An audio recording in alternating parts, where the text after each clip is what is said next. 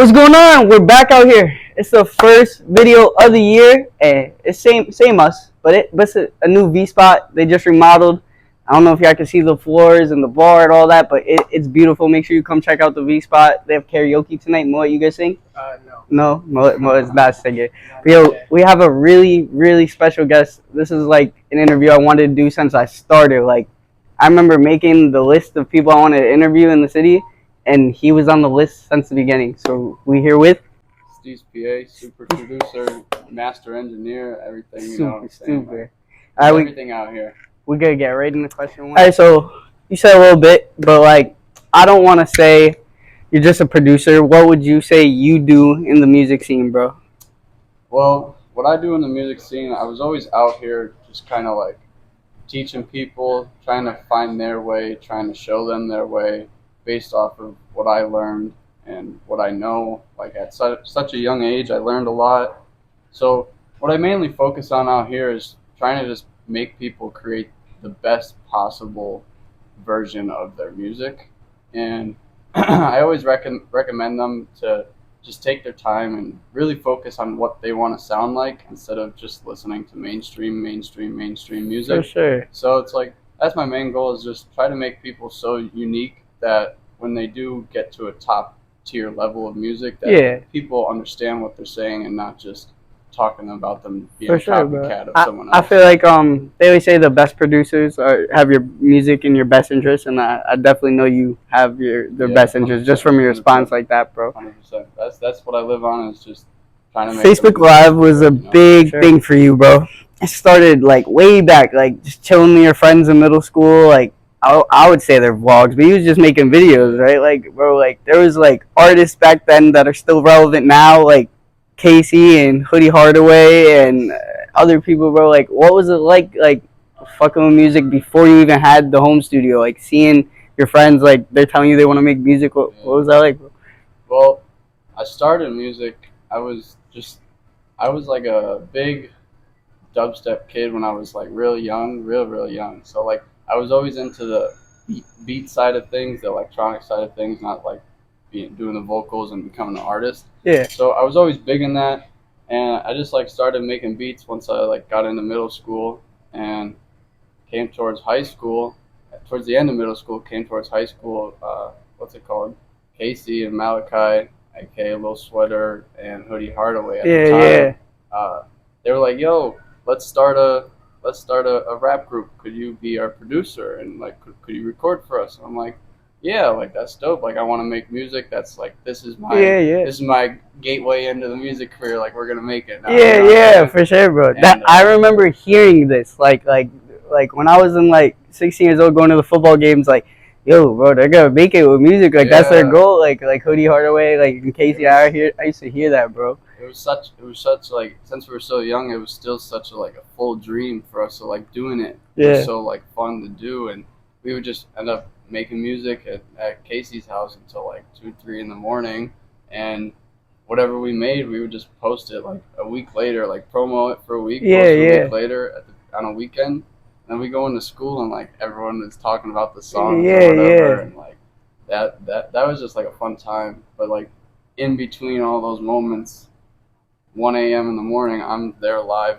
while we're making music, or we're out doing whatever, bro. And then that's kind of where it led to, is just all the live videos were kind of like promotion to our songs. Like people got their sneak peek. Yeah, you'd hear the songs in the videos, and then we post it and then go to school and they all know it and talk about it. So it's like a never-ending cycle of just like talking about the music we're making and getting the motive to listen to us and talk about us and our movement. You know what I mean? Yeah, that's all crazy. I feel like having such a good experience with that definitely gave you the confidence to keep going, all that stuff, bro, for 100%, bro. Your first home studio, bro, nice little home setup.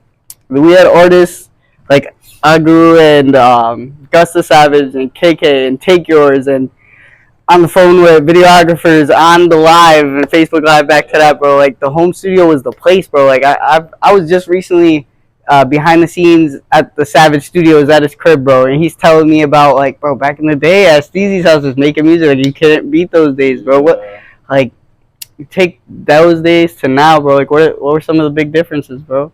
I'd say the biggest difference to those days was we had such a big group of friends that were making music at the time. So it's like whenever there was a session happening, there was 5 artists in the room. I guaranteed at all time, and it was just my bedroom, like yeah, for sure. stage. You'd so even have your friends with you, like Rick the just Jit chill, and yeah, Dev like Wave. You feel me? Yeah, bro.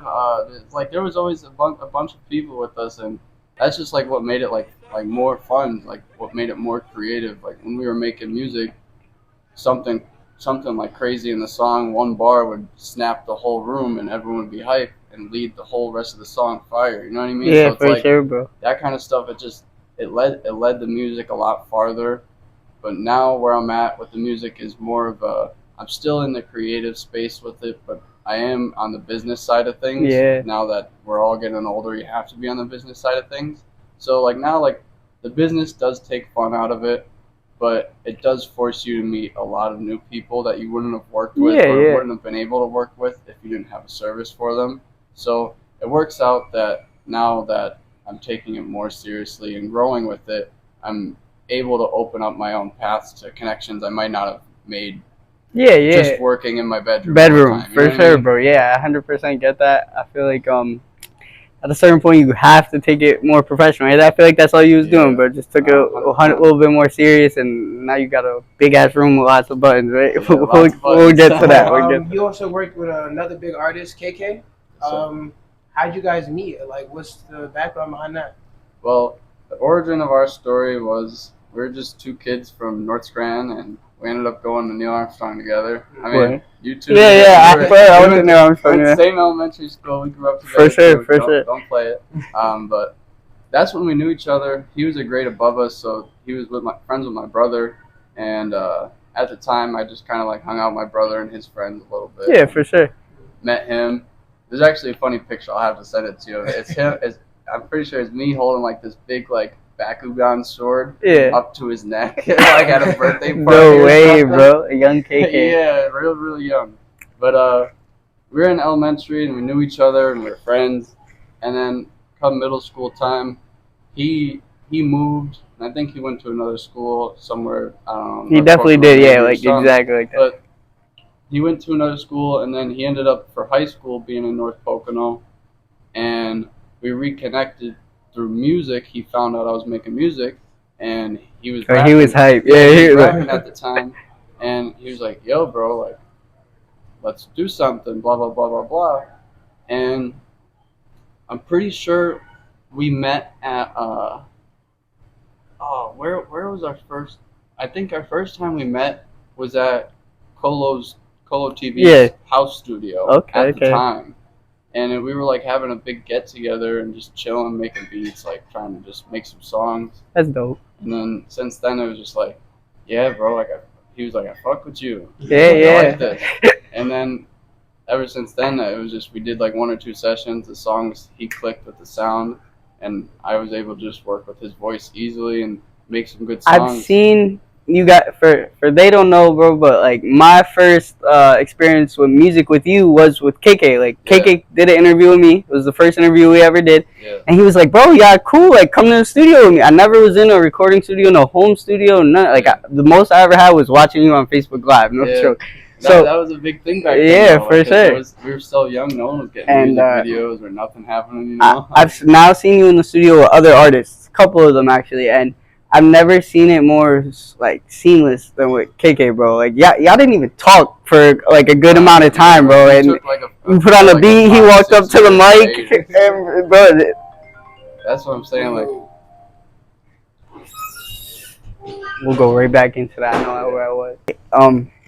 Yeah, bro. It was like he stepped on the mic. He wrote the song in the studio, bro. You was just making the beat, figuring it out, bro, mixing it. Y'all didn't even have to speak. It was just like you knew what he was thinking, he knows what you're thinking, bro. It was some crazy stuff I seen, bro. Yeah, me and KK, we have a lot of like-minded things when it comes to music. So like sounds that pierce our ears that we both enjoy and know that are gonna hit against something that we're trying to make.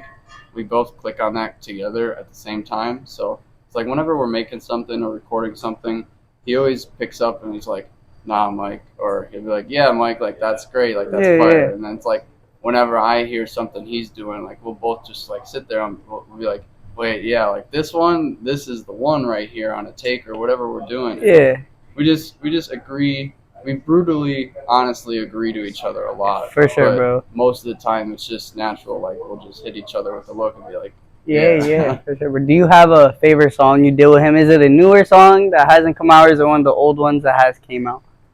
Mine's Zach and Cody, bro, honestly. So, Zach and Cody, that was a fun one. I love that song, bro. It was that fun. He just, after we were recording for like a couple hours, he was just like, yo, Mike, I have this song. The hook is written. You just have to do it with me and then write a verse for it. Yeah. And I was like, sitting there, I'm like, come on. Really? And he's like, Mike, you have to. Yeah. And I'm like, all right. So, anyways, we did that, but it was a cool song. Yeah. Right now, there's some unreleased songs that we just recorded that are going pretty crazy. Yeah, he told me he's going crazy. He can't wait to get his stuff like together. Party anthem for like summer vibes. So it's like it's all like high energy pop rock. That's dope, bro. Yeah, he's cool, he's good at that stuff, bro. I can't wait to see you, bro. Yeah, like his new music, I'm definitely a fan of his new music. It's my favorite. That's dope. But if I'd have to go for an OG, oh man, I would just have to say, "Fuck You and Your Friends." Because of the whole vibe I love that song, video bro. and song, and it just like at the time, like the wave that created at school, people were just always saying, like, Mango Jewel Pods went absolutely stupid with those old videos y'all used to do, bro. Insane, bro. I could have swear, like, if Mango Jewel Pods didn't go, didn't get banned or excluded, whatever happened at the time, I could have sworn, like, everyone would have been smoking them for like 10 years. Oh yeah, bro, I would have definitely been on those, bro. The wave was just so hard at the time, and it made it made the song so much better because they got banned like a month after the song was out. For sure, it's like bro. We got a video out with it, so it's that song crazy. has thousands of views, bro. I'm not gonna lie, on Facebook. Yeah, Facebook, that video. I think Facebook hit 15. And then on the YouTube, it was at like 10 as well. Bro, I don't want to say this, but I feel like last time I looked at that Facebook video, it might have hit 20K. I'm not sure about it, bro. You might be underdoing it. Yeah, But like, it did good numbers, and it hit like, they both hit 10K, I think, within like 2 weeks of being posted. For sure. And then they just like halted because like, what, you know what I mean? Yeah. Died out. But like that song was really, really something of its time, and the promotion on it was like nothing. Nothing. Just a Facebook post. Facebook video, yeah, bro. It was nothing, bro. Yeah, that's crazy. I can't imagine what y'all gotta do next, and I'm glad you made all these memories with KK, and this friendship is dope, bro. It's one of the crazy. All right, so we gotta talk about the family. How did the family react to you taking music more serious instead of just being with your friends in a room? Like, you started taking it full time, right? Yeah. Started taking full time, like that's what you wanted to do. You knew you wanted to do it. How'd your family take it? Was they supportive, or did they just like, nah, you can't do this? There's other things that you could do in your life. It's like an unconventional job, like how you growing up. Know what I mean? Yeah. When I was doing it in my bedroom, I would say they were proud to see the progress that I could make business wise out of it. Just kind of like being nobody and being a 15-year-old kid. Yeah. You know what I mean? So it's like they enjoyed seeing the progress out of it, but obviously when they're the ones in the reality over me, they know when it comes to being an adult that how much money you need to make to live or survive is a different thing than just doing a hobby. So so they took a liking to supporting me, but they also never wanted to stop that. Will make sure that you have something. You know what I mean? And as they should, making sure you don't fall into a bad spot. Yeah, for sure.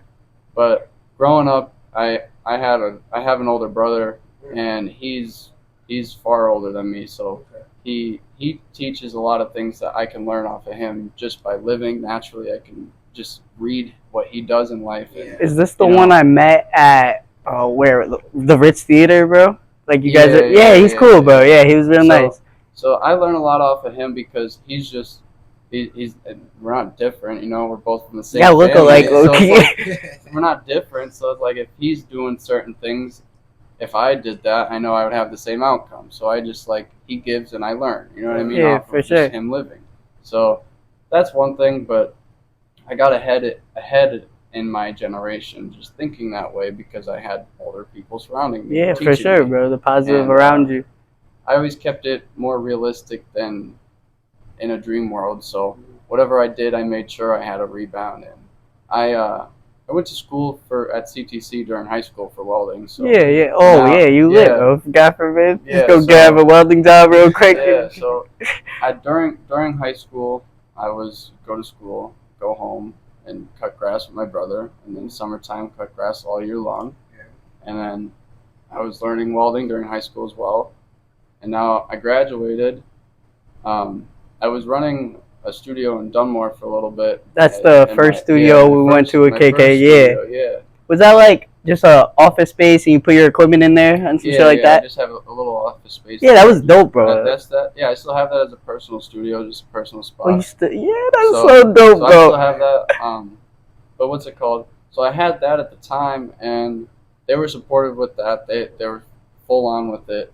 But I was graduated, so I had more time to work. So my father, he has a business, and I took my welding to support his business so we can expand the business. Dope. So now I get to work a 9-to-5 welding, something I learned in high school, and then when I come home, any scheduling I want for studio, I can just go right to the studio after work. Yeah. Make more money. So it's it works out. In the long run, it worked out. Now I basically have 2 full-time jobs if I want to, just at separate time zones. But it's good. I enjoy it. They enjoy it. They're 100% with what I'm doing, whatever I want to do. Bro. So it's like I feel like you definitely need a good support team for something like that, bro. They were never doubting. They just wanted to make sure I knew what I was doing. And I didn't write this in, but bro, you've had the same girlfriend for a while, but how like she's always with you, bro. Like studio shows, bro, always. She's my little like minion at this point. Yeah, bro. Just. All right, bro. So we previously brought it up earlier. Your first studio in Dunmore, bro. That was like a big thing, but eventually you got to where you are now, which is Encore Studios. That was like a big thing. Again, congrats on that, bro. That's very dope. But like, tell me that like first conversation, how you got with Encore to begin with, bro. So actually, I was contacted by my boy Gus. Shout out Gus. Shout out Gus. And he was going to meet Encore, the owners of Encore, for an idea they had, and he wanted me to sit in on the meeting to make sure everything on his end was okay. Yeah, like look over things. Yeah, feel you. So I ended up popping up to the meeting. Hey Gus, hey blah blah blah, and introducing myself to them, who I am, blah blah blah. And I'm just sitting there, they're talking, chopping it up, whatever. An hour goes by, and then it gets to the point of we're just conversating, and they're like, yeah, so we want to, grow a little bit, and we're looking for an engineer. And as soon as I heard like engineer, and I was like, didn't even have to know anything else. I was like, well, actually, like I'm an engineer. Perfect place. Yeah, for sure. So basically, one thing went to another, and they were just like, yeah, we're definitely interested, and we love Gus. So if Gus is trusting you, we're definitely gonna take his word for it. Wow. And kind of just went that way, one thing to another. They were like, hey, schedule whatever you need. It's here for you. This place is a spot for you now. So, whatever you need, come here and do it. This is your spot now. So for sure. They welcomed me with opening arms, and ever since then, it's just been smooth sailing, and we've been growing ever since. That's crazy, bro. I'm really glad like you got an opportunity to do that, especially like local companies at studio, reaching out to the younger generation. You know what I mean? For sure. Trying to fight for my spot to begin with. Yeah, for sure. It feels good that like people are understanding of talent instead of you have to put it in their face to get something. Yeah, that's something that's hard for around this area, bro. It really is. Nobody has the trust in anybody out here. It really is, bro. Especially in a small town. Yeah, where it's all hate. Bro, I recently saw a Facebook post, like the Rich Leaders doing some crazy stuff. We'll talk about that maybe, but Project SCRAM Part 2. Yeah. Well, let's talk about Project SCRAM. We get with my friend right here, missed that. Yes, I did. His mom was there. His brother was there. He was not there. Me, bro. It was really dope to see a lot of the artists we've already worked with or seen in the city be in one place. Yeah, definitely. In a place where it makes you feel like an actual artist, bro. Like, what was the idea behind that? So basically, everything that I do out here is basically just to put on all these artists and give them a chance to do something. So that show is just giving these artists a chance to actually show themselves and have a show to headline themselves and have their fans show out and support them instead of trying to go to headline or open for some big artist and not really get the exposure they're looking for. But yeah, for sure. I think we talked about it. I think Gus told me that that was the first time the audience was catered to his music. Like that was cool to hear. Like I don't really see that a lot. Perfect example is that like Gus, he's so what's it called? He has so much versatility. He has so much creativity in his music that he can go any genre that he wants to or any creative space that he feels like going to cater for the crowd he's performing for. That make money. Yeah, so like, he knows that he has to do that, but he has his certain ways of music that he loves making, and if there's his fans that will specifically come see him for the music he loves to make, that's ultimately the goal, is to give him that space to do that. For sure, but so we...